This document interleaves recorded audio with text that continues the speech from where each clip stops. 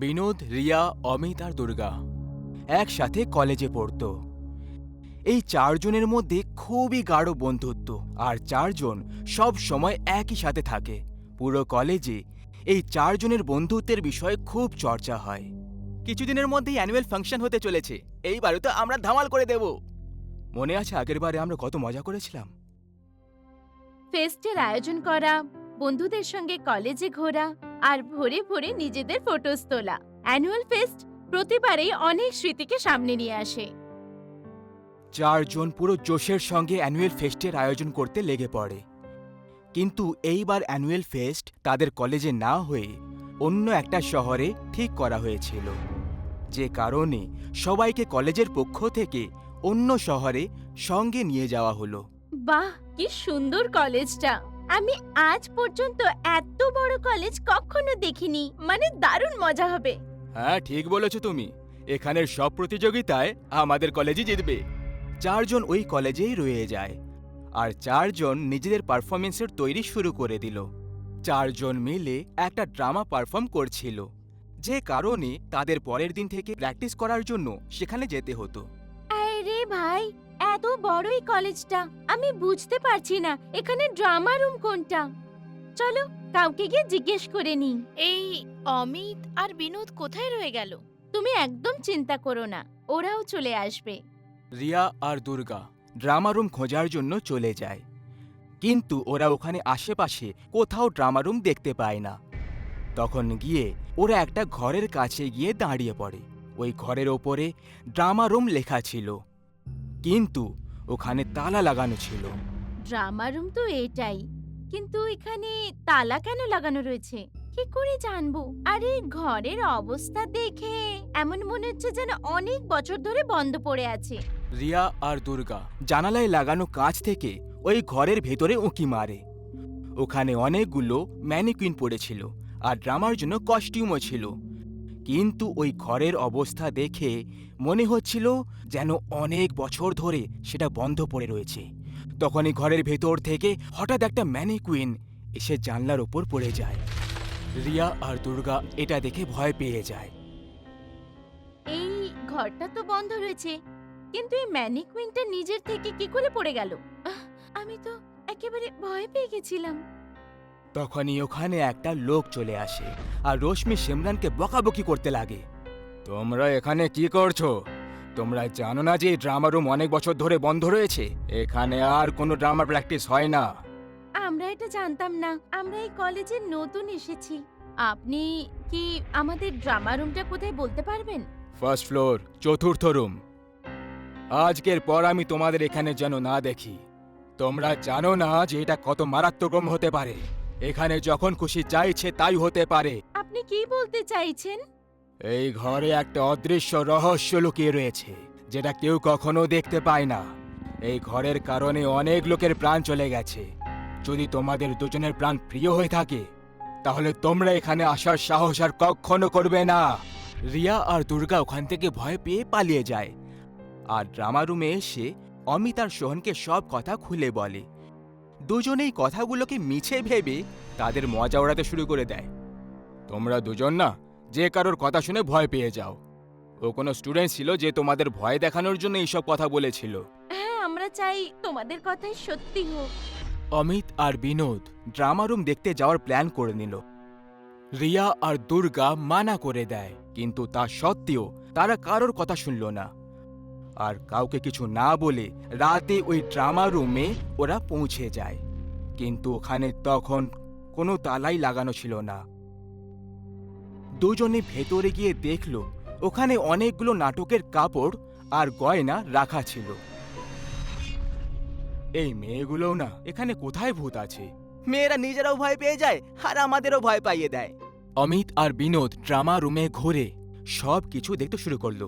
তারপর ওদের মনে হলো যে কেউ ওদের পেছন থেকে পার করলো। অমিত ঘুরে সেদিকে দেখল, তখন ওখানে কেউই ছিল না। তখনই একটা ম্যানিকুইন নিজের মাথা নাড়াতে শুরু করে দিল। এই ম্যানিকুইন নিজের থেকে মাথা কি করে নাড়াচ্ছে? হয়তো কোনো ইঁদুর করছে হবে। তখনই ঘরের দরজাটা নিজের থেকে বন্ধ হয়ে যায়, আর ওখানে ঘুঙুরের আওয়াজ শুনতে পাওয়া যেতে লাগলো। হঠাৎ বিদ্যুৎও চলে গেল আর সব ম্যানিকুইনগুলো নিজের থেকে নড়তে লাগলো। এটা দেখে অমিত আর বিনোদ খুব ভয় পেয়ে যায় আর ওখান থেকে পালানোর চেষ্টা করতে লাগে, কিন্তু ওখান থেকে পালানোর কোনো রাস্তাই ছিল না। আর এটা আসলে কি হচ্ছে? আমার তো খুব ভয় লাগছে। তখনই ওখানে অমিতের কেউ পা ধরে নিজের সঙ্গে নিয়ে যেতে লাগে। অমিত ভয় পেয়ে যায় আর ও নিজেকে থামানোর চেষ্টা করতে লাগে, কিন্তু একটা অদৃশ্য শক্তি অমিতকে নিজের দিকে টেনে নিয়ে যাচ্ছিল। হঠাৎ একটা ম্যানিকুইন পায়ে হেঁটে ওখানে চলে আসে আর অমিতের পা ধরে উল্টো দিকে ঝুলিয়ে দেয়। এটা কি হচ্ছে? আমি নিজের থেকে হাওয়াতে কি করে ঝুলে গেলাম? হঠাৎ অমিতের হাত পা কেউ যেন মুড়ে ভেঙে দিচ্ছে। অমিত যন্ত্রণায় চিৎকার করে মাটিতে পড়ে যায় আর ও ছটপট করতে লাগে। এমন মনে হচ্ছিল যেন কোনো এক অদৃশ্য শক্তি ওর উপর নিজের কবজা করে নিয়েছে। ছটপট করতে করতে অমিতের মৃত্যু হয়ে গেল। অমিত, আরে ভাই, যদি এটা তোমার কোনো মজা হয় তাহলে আমার খুব ভয় লাগছে অমিত। তখনই অমিতের পেছন থেকে এক ভয়ঙ্কর রাক্ষসের মতো দেখতে ম্যানিকুইন দাঁড়িয়ে পড়ে। তার চোখ দুটো চমকাতে শুরু করে দেয় আর গলায় হাত লাগিয়ে ওর গলাটা টিপতে শুরু করে দেয়। বিনোদ কোটটাকে ছাড়ানোর চেষ্টা করতে থাকে, কিন্তু সেটা করতে পারল না। বিনোদ যন্ত্রণায় চিৎকার করতে থাকে। কে তুমি? ছেড়ে দাও আমাকে। অমিত, অমিত কোথায় তুমি? ওই ম্যানিকুইন বিনোদের ঘাড় ধরে মোচড়ে দেয়। বিনোদের চোখ দুটো বাইরে চলে আসে, ওর মুখ থেকে রক্ত বেরিয়ে চলে আসে আর ওর মৃত্যু হয়ে যায়। পরের দিন রিয়া আর দুর্গা বিনোদ আর অমিতের পারফরমেন্সের জন্য অপেক্ষা করছিল। এরা দুজনে রাতের বেলায় ড্রামা রুমে চলে যায়নি তো? আমাদেরকে ওখানে কি দেখতে হবে? রিয়া আর দুর্গা ড্রামা রুমের কাছে চলে যায়, কিন্তু ওখানে তখন তালা ঝোলানো ছিল। দুজনে জানলা দিয়ে ভেতরে উঁকি মারে, কিন্তু ওখানে কিছুই দেখতে পেল না। এখন আমরা পারফর্ম কি করে করব? এভাবে তো আমাদের কলেজ হেরে যাবে। হ্যাঁ, ঠিক বলেছো তুমি। এই দুজনের তো কোনো পাত্তাই নেই। রিয়া আর দুর্গা অমিত আর বিনোদকে অনেক খোঁজার চেষ্টা করতে থাকে, কিন্তু ওদের দুজনকে পাওয়া গেল না। রাত হয়ে গেল, তখনই দুর্গা অমিতের আওয়াজ শুনতে পেয়ে গেল। মেয়েরাও না, কোথায় শুনলে ভূত তুমি? এখানে? অমিতের আওয়াজ শুনতে পেলাম। ও আমাদেরকে ডাকছে। আমি তো কোনো আওয়াজ শুনতে পাইনি। দুর্গা ওই আওয়াজের পেছনে চলে যায়। রিয়াও দুর্গার সঙ্গে সঙ্গে চলে যেতে থাকে। তারা দুজন সেই ড্রামা রুমের কাছে পৌঁছে যায়। এইবারে ড্রামা রুমের তালা আগে থেকেই খোলা ছিল। দুজনে ড্রামা রুমের ভেতরে ঢুকে পড়ল। অমিত, তুমি কোথায়? আমাদেরকে আওয়াজ দাও। আওয়াজ এখান থেকেই আসছিল, কিন্তু এখানে তো কেউই নেই। তখনই ওই ড্রামা রুমের দরজা বন্ধ হয়ে যায়। রিয়া আর দুর্গা ভয় পেয়ে যায়। তখনই ওখানে সব ম্যানিকুইন্সগুলো নড়তে শুরু করে আর হাসতে শুরু করে। এসব কি হচ্ছে দুর্গা? এ তো কোনো অদৃশ্য শক্তি মনে হচ্ছে। দুজনে ওখান থেকে পালানোর চেষ্টা করতে লাগলো, কিন্তু পালানোর কোনো রাস্তাই ছিল না। তখনই ওই ভয়ঙ্কর ম্যানিকুইন রিয়ার কাছে এসে তার মাথা ধরে দেওয়ালে নিয়ে গিয়ে ধাক্কা মেরে দিল। দেওয়ালে মাথা লাগা মাত্রই ভেঙে একেবারে চুরমার হয়ে গেল আর রিয়ার তো হয়ে গেল। রিয়ার শরীর নিচে পড়ে যায় আর ওর মাথা দেওয়ালে চিপকে রয়ে গেল। কে তুমি? আর সবাইকে এত নির্দয়ভাবে কেন মারছো? তখনই কেউ রিয়ার পা ধরে ওকে সঙ্গে নিয়ে যেতে লাগলো আর একটা বড় বাক্সের মধ্যে ওকে পুরে দিয়ে সেটা বন্ধ করে দিল। দুর্গা বাইরে বেরোনোর জন্য চিৎকার করতে লাগলো, কিন্তু কেউ ওর আওয়াজ বাইরে শুনতেই পাচ্ছিল না। ওই বাক্সতে বন্ধ দুর্গার মৃত্যু হয়ে গেল। নেতাই এইবার নিজের ছুটি কাটানোর জন্য ওর বন্ধু রঘুর ঘরে গেছিল। ওর কাছে এখনো 2 সপ্তাহ বাকি ছিল, যে সময়টা ও ওই গ্রামে কাটানো বাকি ছিল। একদিন সন্ধেবেলায় এমনি বারান্দায় বসে নিতাই রঘুকে জিজ্ঞেস করে, ভাই, তোর এই গ্রামটা একটু বেশি আজব মনে হচ্ছে। মানে না লাইট আছে না জল আছে, এইসব তো তবু বুঝতে পারি, কিন্তু ভাই এমন কি রয়েছে যে সন্ধে হওয়ার পরে এই গ্রামে একটা পাখিকে উড়তে দেখতে পাই না? এমন কি আজব হয়েছে তোর গ্রামে? ভাই নিতাই, আমি তোকে কতবার বুঝিয়েছিলাম এমন উল্টোপাল্টা প্রশ্ন জিজ্ঞেস করবি না। শুধু এটা ভেবে নে যেমন এখানকার লোকেরা থাকে তেমন ভাবেই থাকার চেষ্টা করবি। কাল রাতেও আমি তোকে ফোনে কথা বলতে বলতে ছাদে যেতে দেখেছিলাম। আমি তোকে বলে রেখেছি একবার যদি অন্ধকার হয়ে যায় তাহলে বেডরুমে চলে যাবি আর তারপর শান্তিতে থাকবি। বাহ ভাই, এখন এই গ্রামের লোকগুলো কি কম ছিল যে এখন তুইও এইসব বাজে কথা বলতে শুরু করলি? ভাই এটা 21 শতাব্দী চলছে, তুই এখন এই ভূত প্রেতে আটকে রয়েছিস। দেখ নিতাই, আমি তোকে এর আগেও বলেছি আর এখনো বলবো, যদি নিজের প্রাণ প্রিয় হয় তাহলে যতক্ষণ এই গ্রামে থাকবি সাবধান আর সতর্ক থাকবি। এইটুকু বলে রঘু নিজের ঘরে চলে যায়। এদিকে একা বসে থাকা নিতাই রঘুর কথাগুলো মনে মনে ভেবে হেসে চলেছিল। এই রঘুটাও না যখন এ গ্রামে আসে এর ভাবই যেন বদলে যায়। তাছাড়া এরা সবাই বোকাই ভাবে, কিন্তু আমি এদের মতো ভয় পাওয়ার ছেলে নই। আরে যে জিনিসের অস্তিত্বই নেই তার চক্করে আমি নিজের স্বাধীনতা কেন ছাড়ব? নিতাইয়ের রঘুর কথাগুলোই একটুও বিশ্বাস ছিল না, আর না ওর মনে কোনো ভয় ছিল। কিন্তু যেমন কি একটা কথা খুবই প্রচলিত আছে, অনেকবার ভয় পাওয়াটাও খুব দরকার হয়ে পড়ে, কারণ অনেকবার এটা আপনাকে মৃত্যু আর ভয়ঙ্কর সর্বনাশ হওয়ার থেকেও বাঁচাতে পারে। আজকের রাত নিতাইয়ের মুখোমুখি এমনই এক ভয়ঙ্কর সত্যির সঙ্গে হতে চলেছিল, যার সঙ্গে ধাক্কা খাওয়ার পরে মানুষ আর ফিরে আসে না। রাতে খাবার খাওয়ার পরে সবাই নিজের নিজের ঘরে ঘুমোতে চলে যায়। আস্তে আস্তে রাত আরো কালো হয়ে যাচ্ছিল। এরই মাঝে নিতাইকে তার গার্লফ্রেন্ড ফোন করলো।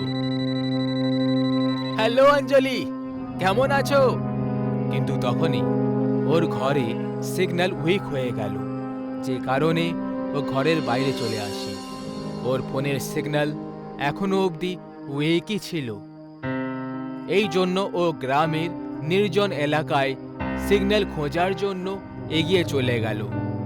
যেভাবে যেভাবে ও সামনে এগোচ্ছিল সিগন্যাল স্ট্রং হয়ে যাচ্ছিল, আর এখন ও ভালো করে কথা বলতে পারছিল। কথা বলতে বলতে একটা লম্বা সময় কেটে গেল। রাত প্রায় 12:30 বেজে গেছিল, আর নিতাইও কথা বলতে বলতে অনেক দূর চলে এসেছিল, যে ব্যাপারে ওর নিজেরও আন্দাজা ছিল না। কিন্তু তখনই ও নিজের পেছন থেকে জোরে জোরে ঘুঙুর বাজার আওয়াজ শুনতে পায়। ব্যাপারটা ওর আজব মনে হলো। গ্রামের কোনো মহিলা, তাও আবার এই সময়?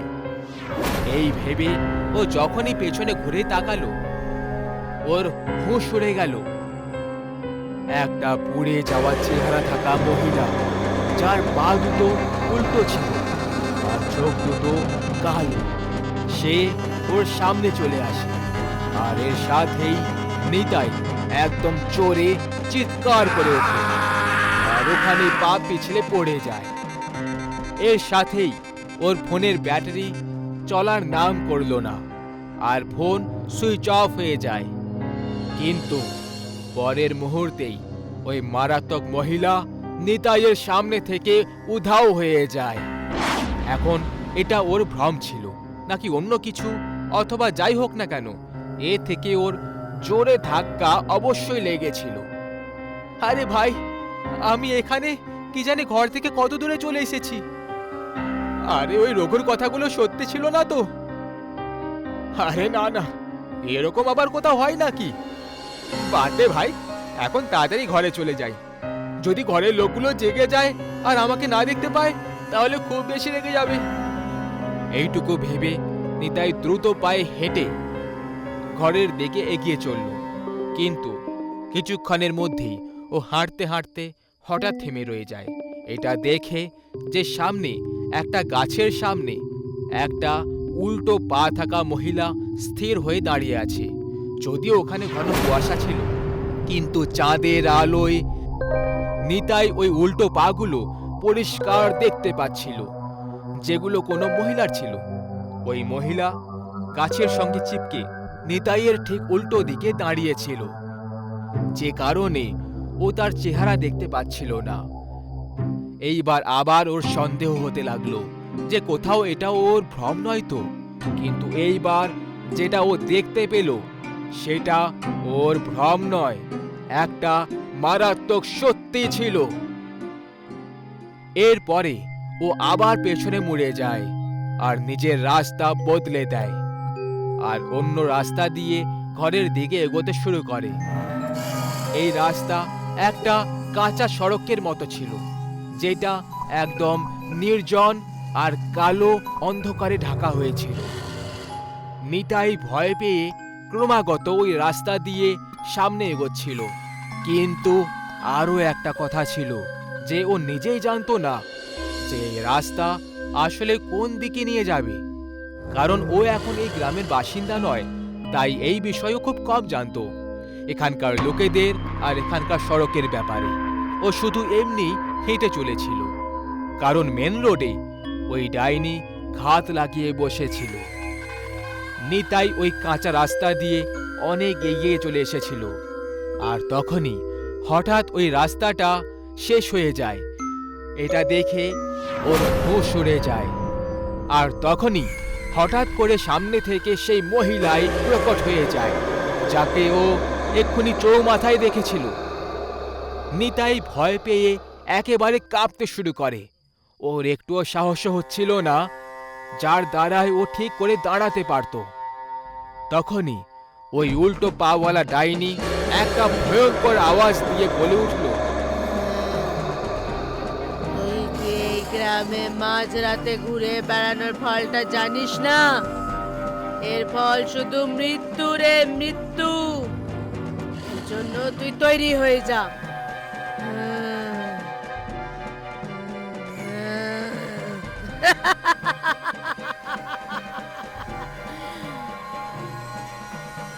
এরপরে ওই ডাইনি নিতাইয়ের পা দুটো ধরে ওকে জঙ্গলের রাস্তায় টেনে নিয়ে যায়। নিতাই বারবার প্রাণের ভিক্ষে চাইতে লাগলো। না, আরে আরে ছেড়ে দাও আমাকে, যেতে দাও, আমি এটা জানতাম না, আমি এটা জানতাম না। এইসব চলছিল, আর তখনই ও আরো একটা আওয়াজ শুনতে পেল, নিতাই, নিতাই। এই আওয়াজটা রঘুর ছিল। এই আওয়াজটা শোনা মাত্রই নিতাই খুশিতে চিৎকার করতে লাগলো, রঘু, আমার ভাই, আমি এখানে, তাড়াতাড়ি এখানে আয়। রঘু তার দাদুর সঙ্গে হাতে মশাল নিয়ে ওখানে চলে আসে। মশালটা দেখে ওই উল্টো পাওয়ালা ডাইনি ওখান থেকে উধাও হয়ে যায়, আর নিতাই মৃত্যুর মুখে যেতে যেতে যে হোক করে বেঁচে যায়। যেটার ভয় ছিল সেটাই হলো তো। আমি জানতাম তুই এরকমটাই করবি। সে তো ধন্যবাদ জানা তোর গার্লফ্রেন্ডকে, যে কল কাট হওয়ার আগেই তোর চিৎকার শুনে নিয়েছিল আর তখনই আমাকে কল করলো, আর আমরা এখানে পৌঁছলাম। তাহলে আজ তো তোর জীবনের চ্যাপ্টার শেষ হয়ে গেছিল। আরে হ্যাঁ ভাই, এখন আমার মনে পড়েছে, যখন আমি প্রথমবার ওই ডাইনিকে দেখে চিৎকার করেছিলাম তখন আমার ফোন অনই ছিল। তোকে অনেক অনেক ধন্যবাদ ভাই। তোমাদের মতো বাচ্চারা জানি না এই বয়সে কেন এত ছেলে খেলা করতে থাকে। যখন তোমাকে বলা হয়েছে যে একটা উল্টো পাওয়ালা ডাইনি এই গ্রামে প্রত্যেক রাতে ঘুরে বেড়ায় আর যুবক ছেলেদের সন্ধানে থাকে, তখন তোমাদের মধ্যে সেটার ভয় থাকা উচিত। যাই হোক, এরকম বোকামি আর কখনো যেন না করো। এরপরে সবাই নিজের নিজের ঘরে চলে যায়। গ্রামের ঘরে এটাই সবাই মানে যে ডাইনির পা সব সময় উল্টো হয়, যাতে করে আপনি একটা ভিড়ের জায়গাতেও এটা চিনতে পারবেন কোথাও মানুষের ছদ্মবেশে আপনার মুখোমুখি কোনো ডাইনির সঙ্গে হয়নি তো।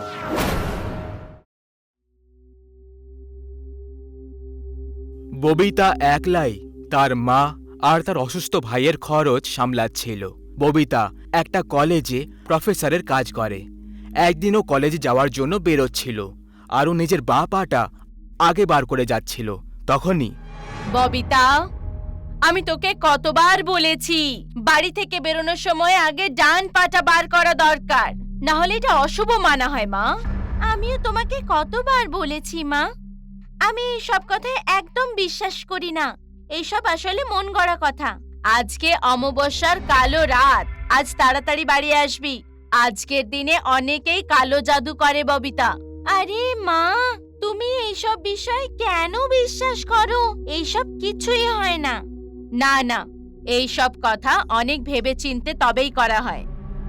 সরিতা অনেক অন্ধবিশ্বাসী ছিল আর সব সময় এই সবের থেকে বাঁচার জন্য টোনা টোটকা করে থাকত। তার ছেলে সুজয় অনেক বছর আগে একটা অ্যাক্সিডেন্টে পঙ্গু হয়ে গেছিল আর হাঁটতে চলতে অসমর্থ ছিল। তার পুরো খেয়াল তার বোন ববিতাই রাখত। ববিতা কলেজে যাওয়ার জন্য বেরিয়ে পড়ে আর অনেক কাজ থাকার কারণে আজ ওর বাড়ি ফিরতে অনেক দেরি হয়ে যায়। আজ মা তাড়াতাড়ি বাড়ি ফিরতে বলেছিল, কিন্তু কাজ বেশি থাকার কারণে তাড়াতাড়ি বাড়ি পৌঁছানো সম্ভবই নয়। মাকে একবার ফোন করে বলে দিই, হ্যাঁ, ফিরতে দেরি হয়ে যাবে। ববিতা যখনই নিজের ফোনটা বার করল, ফোন ওর হাত থেকে পড়ে গেল আর ভেঙে গেল। ওর বাড়ি ফিরতে আরও বেশি লেট হয়ে গেল। ও কোনো ট্যাক্সি বা অটো খুঁজে পেল না। ও পায়ে হেঁটেই বাড়ির দিকে রওনা দিয়ে দিল। আজকে এই মোবাইলটা খারাপ হওয়ার ছিল। আশেপাশেও কিছু নজরে পড়ছে না।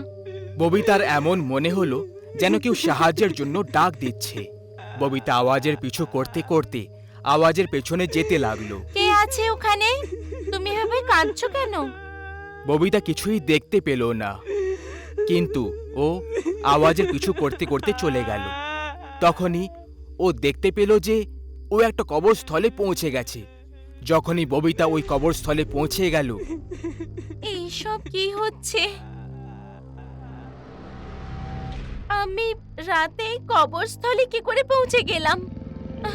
ওখানে কুকুরদের কান্নার আওয়াজ, বাদুড়ের কথা বলার আওয়াজ আর ব্যাঙগুলোর জল থেকে ডাক দেওয়া পরিষ্কার শোনা যাচ্ছিল। চারিদিকে একদম শান্ত পরিবেশ ছিল, তার মাঝে নীরবতাকে চিরে আওয়াজ অনেক ভয়ঙ্কর মনে হচ্ছিল। ববিতা ওই কবরস্থল থেকে বেরোনোর চেষ্টা করতে থাকে, কিন্তু ও যেখানেই যাচ্ছিল ও শুধুমাত্র বড় বড় দেওয়াল দেখতে পাচ্ছিল। ওখানে কোনো গেট ছিল না। যদি এখানে কোনো গেট না থাকে, তাহলে আমি ভেতরে কি করে এলাম? গভীর অন্ধকার হয়ে গেছিল। ববিতা ওই কবরস্থলে ঘুরে ঘুরে ক্লান্ত হয়ে গেছিল, কিন্তু ওখান থেকে যাওয়ার কোনো রাস্তা ছিল না। ববিতা ক্লান্ত হয়ে একটা কবরে বসে পড়ে। তখনই ওই কবর থেকে একটা আজব আওয়াজ বেরোতে শুরু হয়। ববিতা আস্তে করে নিজের কান ওই কবরের ওপরে রেখে আওয়াজ শুনতে লাগলো। তখনই হঠাৎ ওই কবরে খুব জোরে একটা ধামাকা হলো আর সেটা থেকে একটা সবাধার বেরিয়ে সামনে চলে আসে। ববিতা ওই ধামাকার আওয়াজ শুনে ওখানেই অজ্ঞান হয়ে যায়। তখনই ববিতার কানে কিছু আওয়াজ শুনতে পেল। আরে আপনি ঠিক আছেন তো? আপনি এখানে নির্জন কবরস্থানে একা কি করছেন? আপনি কে? আর আমি এখানে কি করে পৌঁছলাম? ববিতার একটু জ্ঞান ফিরে এলো। ববিতা নিজের সামনে এক অজানা ব্যক্তিকে দেখতে পেল। আপনি কে? আর এখানে কি করছেন? আমি এই কবরস্থানে কি করছি? আমি কিছুই বুঝতে পারছি না। আজ আমি কাজ থেকে বাড়ি ফিরে আসতে লেট হয়ে গেছি। যখন আমি কবরস্থান হয়ে পার করছিলাম, তখন আমি যেন কোনো অদ্ভুত আওয়াজ শুনতে পেলাম আর আমি এখানে দেখতে চলে এলাম। তখনই কাছে পড়ে থাকা কবর থেকে কারোর হাত বাইরে বেরিয়ে আসে আর ববিতার হাত টেনে ধরে। ববিতা ভয় পেয়ে চিৎকার করে। অমন ববিতার হাত ছাড়ানোর চেষ্টা করতে থাকে, কিন্তু ওর হাতটা খুব খারাপভাবে আটকে গেছিল। এসব কি হচ্ছে? একটা কবরে রাখা মরা দেহ কারো হাত কি করে ধরতে পারে? এখানে নিশ্চয়ই কোনো গন্ডগোল রয়েছে। এসব আমার বোঝার ক্ষমতার বাইরে। অমন ববিতার হাত ছাড়ানোর অনেক চেষ্টা করতে থাকে। ববিতার হাত থেকে রক্ত বেরোতে শুরু হয়ে যায়। তখনই ববিতার হাত ওই কবর থেকে বাইরে চলে আসে। অমন আর ববিতা নিজেদের প্রাণ বাঁচিয়ে ওখান থেকে দৌড়তে শুরু করে। এখান থেকে বেঁচে পালানোর কোনো রাস্তা নেই। এটা কি করে হতে পারে? এখানে ভেতরে আসার রাস্তা তো আছে, কিন্তু বাইরে যাওয়ার রাস্তা নেই। এটা কোনো একটা ফাঁদ আমাদের ফাঁসানোর। পেছন থেকে ওই কবর থেকে একটা ভূত পায়ে হেঁটে ওখানে আসতে লাগলো, আর তার মুখ থেকে সবুজ জল গড়ে পড়ছিল। অমন আর ববিতা তাকে দেখে খুব বেশি ভয় পেয়ে যায় আর ওখান থেকে পালাতে শুরু করে। তখনই ববিতার পা কোনো একটা জিনিসে আটকে যায় আর ও নিচে পড়ে যায়। চলো আমার সঙ্গে। ও ববিতার পা ধরে টেনে নিয়ে এগিয়ে যেতে লাগলো। ববিতা নিজেকে থামানোর চেষ্টা করতে লাগলো, কিন্তু ও এটা করতে অসমর্থ হয়ে গেল। তখনই ভূতের নজর অমনের উপর পড়ে যায় আর ববিতাকে ছেড়ে দিয়ে অমনের দিকে মুড়ে যায়। ববিতা ওখান থেকে উঠে দৌড়তে শুরু করে। তখনই ও কিছুর সাথে ধাক্কা খেয়ে যায়। ছেড়ে দাও আমাকে, আমি তোমার কি ক্ষতি করেছি? আমার প্রাণ নিও না, ছেড়ে দাও আমাকে। আরে শান্ত হও, শান্ত হও। তুমি কে আর তোমারই অবস্থা কে করলো?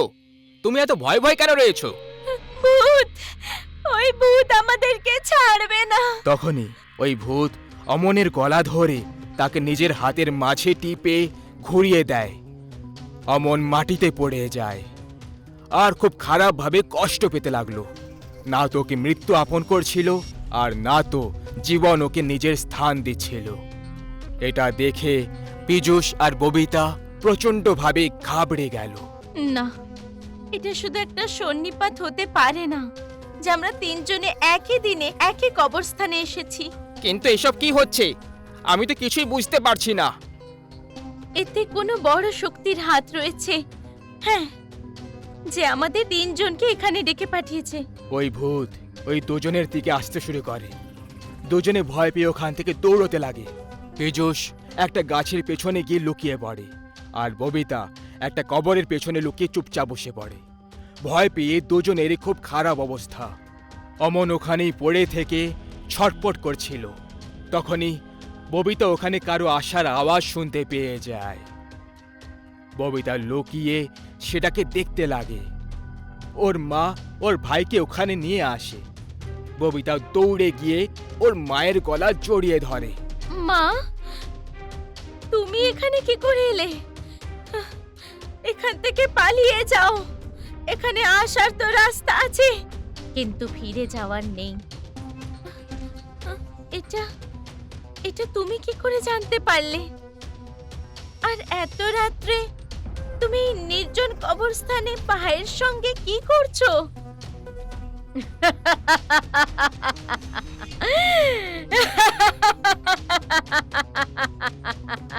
তুমি এখনো বুঝতে পারলে না? এই সব আমার ষড়যন্ত্র। তোমাদের তিনজনকে আমি এখানে ডেকে পাঠিয়েছি। ববিতা এটা শুনে ওর হোঁশ উড়ে গেল। আজ অমাবস্যার কালো রাত তোমাদের তিনজনকে একটা কথা জুড়ে দিচ্ছে। তোমাদের তিনজনেই অমাবস্যার কালো রাতে জন্মেছিলে। আজ আমি তোমাদের তিনজনেরই বলি চড়িয়ে দেব, আর এটা করলে আমার ছেলে আগের মতো একদম ঠিক হয়ে যাবে। তুমি কি ধরনের মা? নিজের ছেলের জন্য তুমি তিনটে অসহায় মানুষের প্রাণ কেড়ে নিচ্ছ। তখনই পেছন থেকে ওই ভূত এসে ববিতাকে নিয়ে যেতে লাগলো। ববিতা নিজেকে ছাড়ানোর চেষ্টা করতে থাকে, কিন্তু ও তার চঙ্গুল থেকে বেরোতে পারল না। ওই ভূতটা সুমন, পীযূষ আর ববিতাকে গাছে উল্টো দিকে ঝুলিয়ে দেয়। খুব ভালো কাজ করেছো তুমি। একটা বাজতে চলেছে, একটার সময় আমি এই তিনজনের বলি চড়াবো। তিনজনের রক্তে স্নান করা মাত্রই আমার ছেলে একদম ঠিক হয়ে যাবে, একদম ঠিক হয়ে যাবে। সরিতা হাতে তলোয়ার নিয়ে ওই তিনজনের গলা কাটার জন্য এগিয়ে যাচ্ছিল। তখনই তার পা একটা কবরে পড়ে যায় আর ওই কবরটা খুলে যায় আর সরিতা তার মধ্যে পড়ে যায় আর ওই কবরটা নিজের থেকেই বন্ধ হয়ে যায়। সুমন, পীযূষ আর ববিতা তিনজনেই নিজের থেকে ওই গাছ থেকে নিচে পড়ে যায়। পীযূষ অজ্ঞান অবস্থায় ওই কবরের দিকে দেখে, যার মধ্যে সরিতা পড়ে গেছিল। মা, মা, তুমি আমাকে বাঁচিয়ে নিয়েছো। ওই কবরটা পীযূষের মায়ের ছিল। ওই ভূতটা রেগে গিয়ে গাছ উবড়িয়ে ছুঁড়ে ফেলে দেয়, আর সরিতার ছেলের পেটে নিজের নখ ঢুকিয়ে তার নাড়ি ভুঁড়ি কেটে খেতে থাকে। ববিতা, সুমন আর পীযূষ পরের দিন সকালে জ্ঞান ফিরল। তিনজন ওই কবরস্থানের বাইরে ছিল। তিনজন নিজের নিজের রাস্তায় চলে গেল। কিন্তু ওই রাতটা তিনজনের জীবনের ভয়ানক রাত হয়ে গেল, যেটা ওই তিনজন কখনো ভুলতে পারবে না। একটা মা তার ছেলেকে ঠিক করার জন্য অন্য কারোর ছেলের প্রাণ নিয়ে নিচ্ছিল, আর একটা মা মরে গিয়েও নিজের ছেলের প্রাণ বাঁচাচ্ছিল। ওই ভয়ঙ্কর রাত আমাদের জীবনে চিরকাল জীবন্ত থাকবে।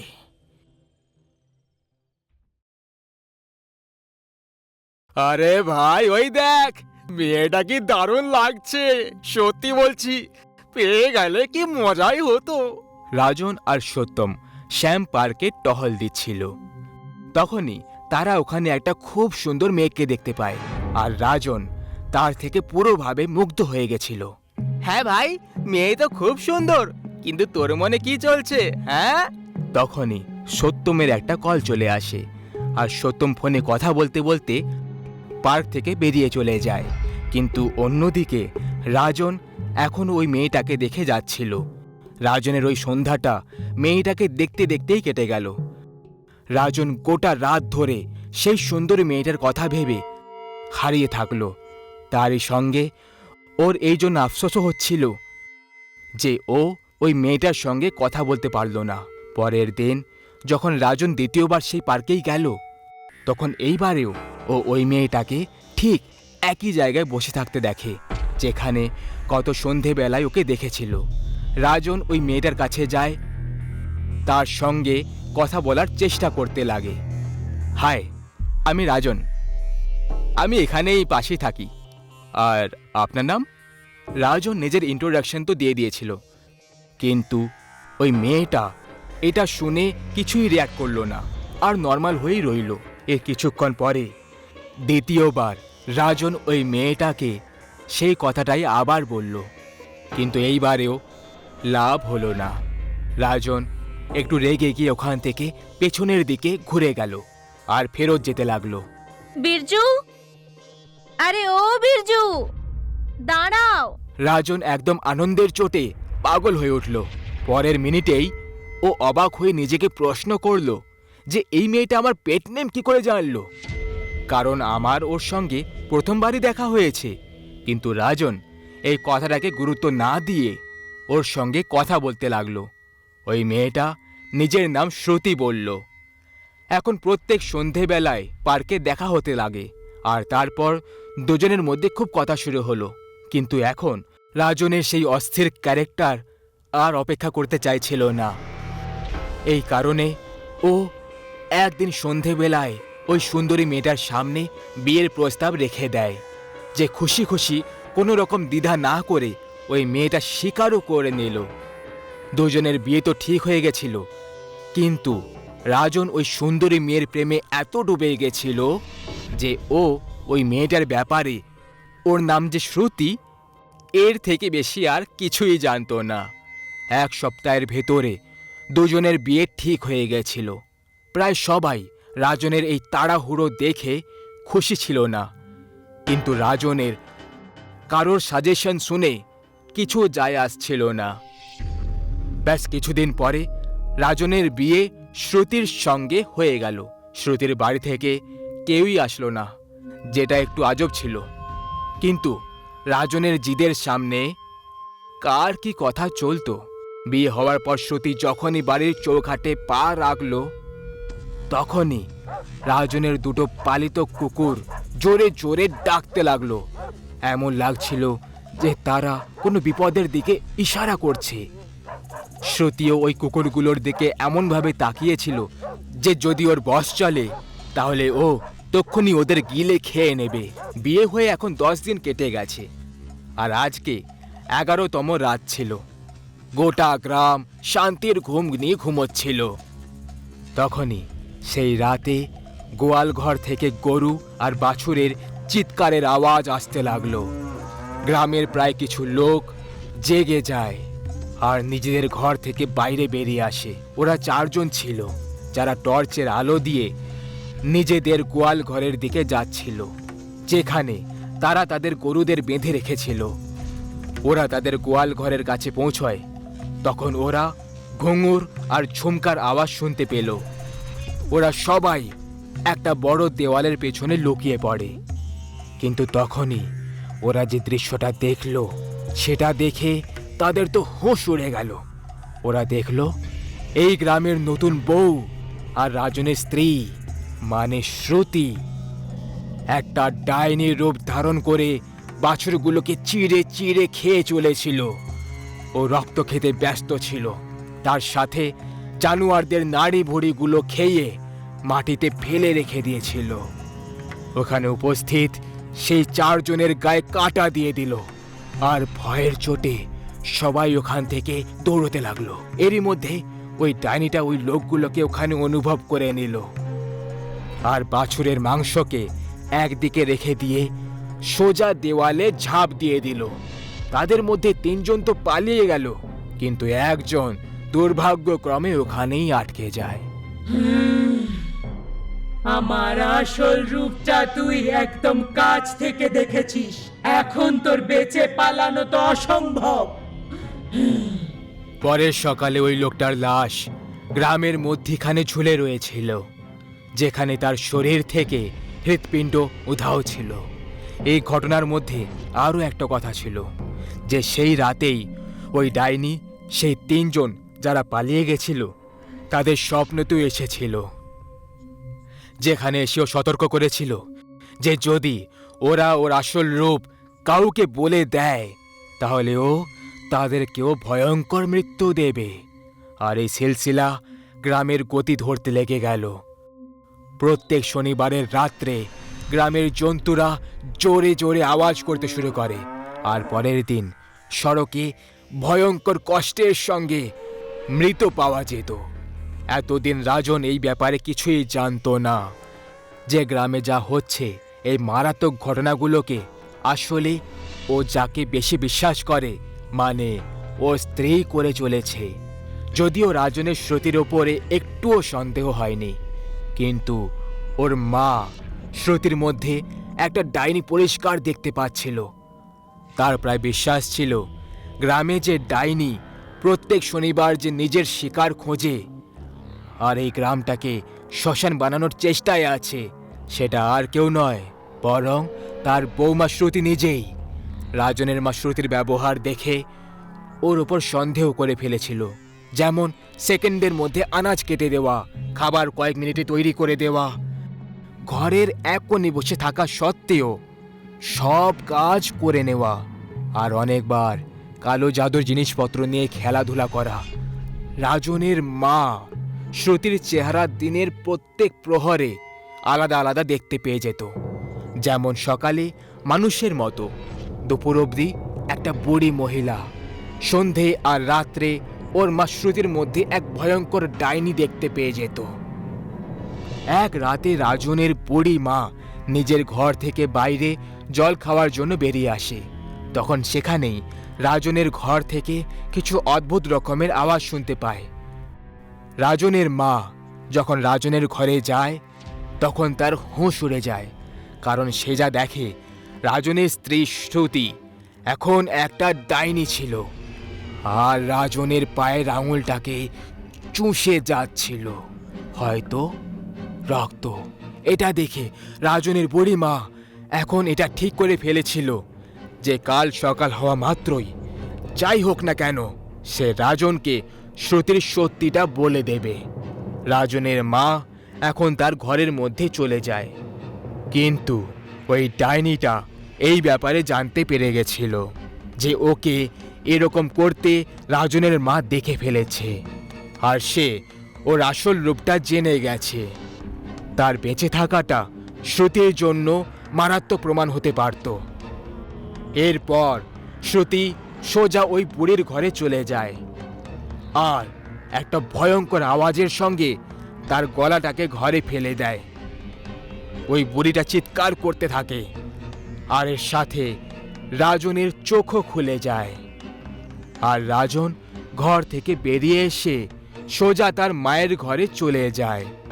এটা তুমি কি করছো শ্রুতি? তুমি কি পাগল হয়ে গেছো? ছেড়ে দাও মাকে। এখন আস্তে আস্তে শ্রুতির চেহারা বদলাতে শুরু করে। ওর চুলগুলো বাড়তে শুরু করে আর ওর চেহারায় ভাঁজ পড়তে শুরু হয়ে যায়।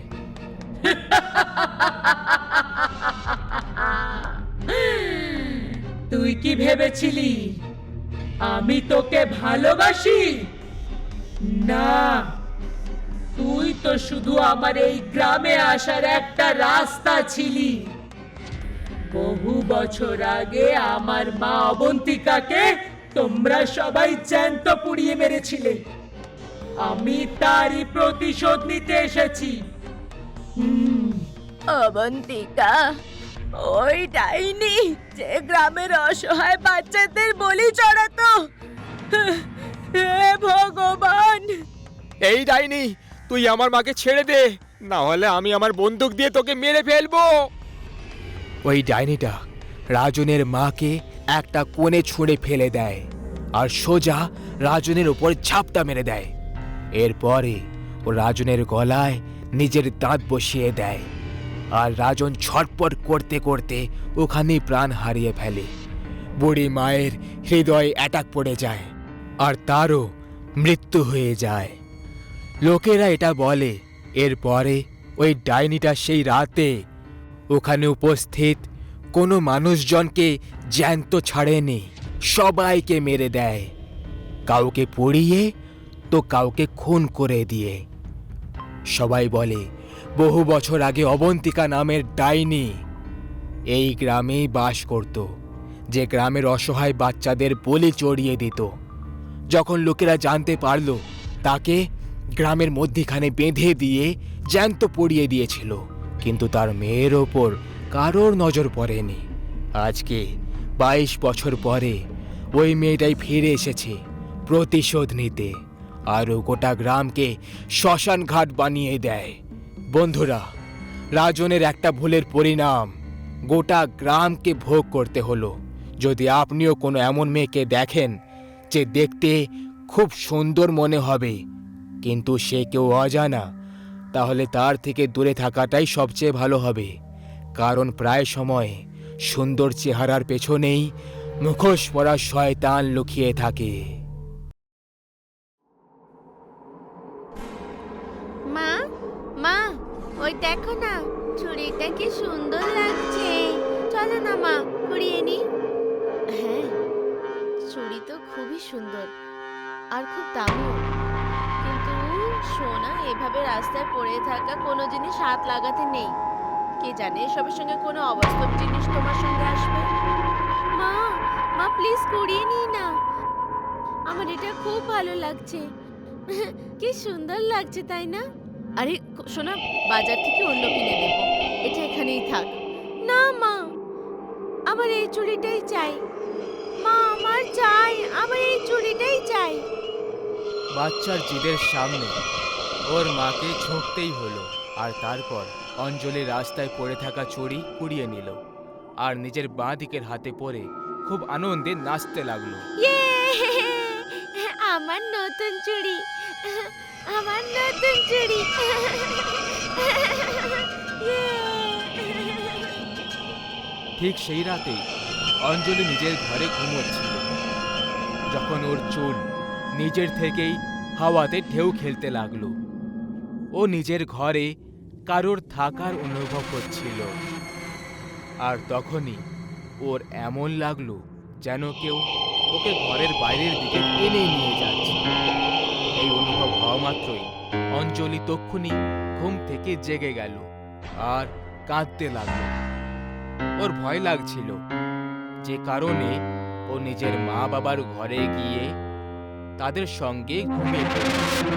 পরের দিন অঞ্জলি নিজের চুড়িটা ছমছম করে স্কুল থেকে বাড়ি ফিরছিল। এইবারে ও একদম একা ছিল। ও দৌড়তে দৌড়তে নিজের ঘরে যাচ্ছিল, আর তখনই কিছু দূর আগে ও ঠিক নিজের সামনে একটা চকলেট পড়ে থাকতে দেখে। অঞ্জলি ওই চকলেট দেখে খুব আকর্ষিত হয়ে গেল আর সেটা নেওয়ার জন্য সামনে এগোলো। কিন্তু যখন যখন ও আগে এগোলো, ওই চকলেট ওর থেকে দূরে চলে যাচ্ছিল। নির্দোষ বাচ্চা অঞ্জলি কি জানতো যে ওই চকলেট ওকে কোনো দিকে এড়ানোর চেষ্টা করছে। চকলেটের পিছু করতে করতে অঞ্জলি এখন একটা জঙ্গলে এসে গেছিল, যে নির্জন পরিবেশ আর গভীর জঙ্গলে ঘেরা ছিল। তখনই চকলেটের সরে যাওয়াটা বন্ধ হয়ে যায় আর ও একটা জায়গায় স্থির হয়ে যায়।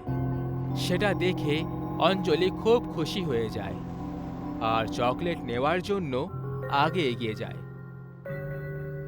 ও যখনই ওই চকলেটটায় হাত লাগালো, ও বুঝতে পেরে গেল যে আসলে এটা কোনো চকলেটই নয়, বরং একটা চকলেটের একটা র্যাপার মাত্র। এটা দেখে অঞ্জলি খুব বেশি রেগে যায় আর তখনই ও ফেরত যাওয়ার জন্য পেছনে ঘুরে পড়ে। তো ও নিজের সামনে একটা বুড়ি মহিলাকে লাঠি হাতে দেখতে পায়, যে ওকে দেখে এক ভয়ঙ্কর হাসি হেসে চলেছিল। ওই বুড়িটাকে দেখে চিৎকার চেঁচামেচি করতে লাগলো, আর তখনই ওই বুড়ি এক মুহূর্তে অঞ্জলির কাছে চলে গেল। এখন আমরা অন্যদিকে দেখব, যেখানে অঞ্জলির মা বাবা খুব বেশি চিন্তায় বসেছিল, কারণ তাদের অসহায় মেয়েটা অঞ্জলি এখনো পর্যন্ত বাড়িতে ফিরে আসেনি। তোমাকে আমি 100 বারেরও বেশি বলেছি যে এইভাবে অঞ্জলিকে স্কুলে পাঠাবে না, ওকে নিজের সঙ্গে আসা যাওয়া করবে, কিন্তু তুমি আমার কথা বুঝতে পারো আদেও? আচ্ছা ঠিক আছে, পরে বকে দিও। আগে চলো গিয়ে আমাদের মেয়েটাকে নিয়ে আসি, কি জানি কোথায় রয়ে গেল। তারা দুজন স্কুলে ফোন লাগালো, যেখান থেকে তারা শুধু এটাই জানতে পারলো যে অঞ্জলি তো অনেকক্ষণ আগেই স্কুল থেকে বেরিয়ে চলে গেছে, ও স্কুলের ক্যাম্পাসে ছিল না। এরপরে সুনিতা আর অভিষেক অঞ্জলিকে সব জায়গায় খুঁজতে শুরু করে দেয়, কিন্তু ওকে ওরা কোথাও খুঁজে পেল না। তারপর ওরা থানায় দিয়ে তাদের বাচ্চার মিসিং রিপোর্ট লেখানোর কথা ভাবলো, কিন্তু তার জন্য ওদেরকে অন্তত 24 ঘন্টা অপেক্ষা করতে হবে। সন্ধেবেলায় ক্লান্ত হয়ে দুজন তাদের বাড়ি ফিরল। তখন তাদের একজন প্রতিবেশী সুপ্রিয়া ওদের অবস্থা দেখে বুঝতে পেরে যায় যে ব্যাপারটা অনেকটাই গম্ভীর। সে তাদেরকে থামিয়ে জিজ্ঞেস করে, আরে দিদি, কি হয়ে গেল? তোমরা মুখ ঝুলিয়ে কেন রয়েছো? আজ রাতে তোমাদের ওই চঞ্চল খুকিকেও দেখতে পাচ্ছি না। সব ঠিক আছে তো? আরে এখন কি বলবো তোমায়, সকাল থেকে মেয়েটাকে পাওয়া যাচ্ছে না, কি জানি কোথায় চলে গেল আমার মেয়েটা। এরপরে সুনিতা কেঁদে কেঁদে তাকে সব কিছু খুলে বলল। তিনজন ঘরের ভেতরে খুব চিন্তায় বসেছিল। তখনই সুপ্রিয়ার নজর একটা চমকানো চুড়ির ওপর পড়ে যায়। আরে দিদি, ওটা কোথাকার চুড়ি যেটা ওই টেবিলের উপর রাখা আছে? দেখো কেমন চমকাচ্ছে। এটা কার জন্য এনেছো? কারণ আমি তোমার হাতে তো কখনো পড়ে থাকতে দেখিনি। সুপ্রিয়ার প্রশ্ন জিজ্ঞেস করার পর সুনিতা তাকে কালকের পুরো ঘটনাটা খুলে বলল। ও তাকে বলল, আমার মনে হলো যে এই চুড়িতে কিছু তো একটা গোলমাল আছে, এই জন্যই আমি আমার মেয়েকে এড়ানোর জন্য ওকে অন্য চুড়ি পরিয়ে দিয়েছিলাম আর এই চুড়িটা লুকিয়ে দিয়েছিলাম। এখনো বাচ্চা, জেদ পুরো না হলে চুপ করবে না। এবার আমি বুঝলাম যে এরকমটা কেন হচ্ছে। এই চুড়িটা কোনো সাধারণ চুড়ি নয়, বরং আমার তো এটা কোনো ডাইনি চুড়ি বলে মনে হচ্ছে। দেখো তো, এর উপর হালকা হালকা চেরা কাটার দাগও আছে। দেখো, তোমার বলার মানেটা কি? মানে তো একদম পরিষ্কার, এই চুড়িটা কোনো ডাইনির, যেটা সড়কে তোমরা পেয়েছিলে। আর কারণ তুমি ওটা কুড়িয়ে নিয়েছো, এই কারণে ওই ডাইনি এখন যে কোনো ভাবে এই নিজের চুড়িটা চাইবে। আর এই চুড়িটার জন্যই তোমার মেয়েকে একা পেয়ে ওকে তুলে নিয়ে গেছে। তাহলে তাহলে আমাদের কি করা উচিত? এখন তো শুধু একটাই রাস্তা বেঁচে আছে, ওই ডাইনিকে ওর চুড়িটা ফিরিয়ে দাও। কিন্তু কিন্তু কিভাবে? একটা কাজ করো, তোমার ওই সড়কটা মনে আছে যেখানে এই চুড়িটা নিচে পড়েছিল? হ্যাঁ, আমার খুব ভালো করে মনে আছে, ওই ব্রিজের দিকের রাস্তাটা। হ্যাঁ, তাহলে এখন দেরি করছো কেন? এক্ষুনি ওখানে যাই। যদি চুড়িটা ওখানে পড়েছিল তাহলে এটা নিশ্চিত যে ওই ডাইনির বাস ওই এলাকারই কাছাকাছি রয়েছে। কিন্তু এটা এটা করে আমি আমার মেয়েকে ফেরত কি করে পাবো? আরে যখন আমরা ওকে এই চুড়িটা ফিরিয়ে দেব না, আমাদের বাচ্চাটাও ফিরিয়ে দেবে। দেখো, আমি ভূত পেতনির গল্পে বিশ্বাস করি না, কিন্তু যদি আমরা এরকম কিছু করে আমরা আমাদের মেয়েকে সুস্থ অবস্থায় ফিরে পেয়ে যাই, তাহলে আমাদের এক্ষুনি ওখানে যাওয়া উচিত। এরপরে তিনজন ওই সড়কে চলে যায় আর তারপর ওই চুড়িটা নিয়ে গিয়ে রেখে দেয়, আর ওখানেই রক্তের কয়েকটা ফোঁটাও নিচে ফেলে দেয়, যাতে আকর্ষিত হয়ে ওই ডাইনি ওখান অবধি চলে আসে আর কোনো কিছু শর্ত ছাড়া সে বাচ্চাটাকে ফিরিয়ে দেয়। এরপর প্রায় 2 ঘন্টা অবধি ওই তিনজন একটা দেওয়ালের পিছনে ক্রমাগত ওই চমকানো চুরির ওপর নজর রাখছিল। আর সব শেষে ওখানে ওরা একটা বুড়ি মহিলাকে আসতে দেখতে পায়। ও একটা ডাইনি ছিল যে চুরির কাছে আসছিল, আর যখনই সে চুরিটা পরে নিল, সে হঠাৎ করে কোনো এক সাম্রাজ্যে অপ্সরা হয়ে যায়, খুব সুন্দরী আর যুবতী। নিজের চুরিটা নিয়ে ওই ডাইনি বিরক্ত হয়ে যায়, আর এর পরের মুহূর্তে অঞ্জলি দৌড়তে দৌড়তে ওই দিকে চলে আসে আর নিজের মা বাবাকে জড়িয়ে ধরে কাঁদতে শুরু করে। এই জন্য গুরুজনরা প্রায় সময় বলে, কোনো অজানা ব্যক্তি আর অজানা জিনিসপত্রের থেকে সব সময় সতর্ক থাকা উচিত, না হলে অনেকবার এর ফলাফল আমাদের চিন্তার থেকেও মারাত্মক প্রমাণ হতে পারে।